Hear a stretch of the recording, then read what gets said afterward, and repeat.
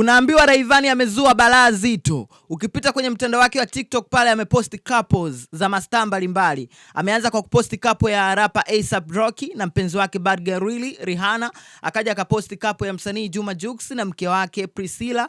Akaja akaposti couple ya msanii Davido na mpenzi wake Chioma. Akaja baadaye akaposti couple ya msanii Diamond Platinum. Sasa hizi couple zote ambazo anaposti hapo ameweka sound ya wimbo ambao unasikika kuwa na mashairi ya kimahaba, mahaba mazito, ambapo title yake pale hashtag ameweka love. So what?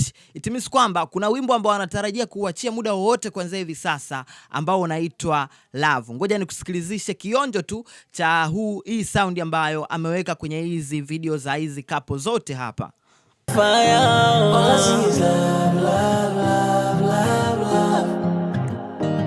Yes, anasema all I see is love, love, love, love, love. Atari baba. Sasa kitu pekee ambacho naweza nikasema pia, mimi nasemaga tu vitu vya pekee, sinaga vitu vingine vya kuongea.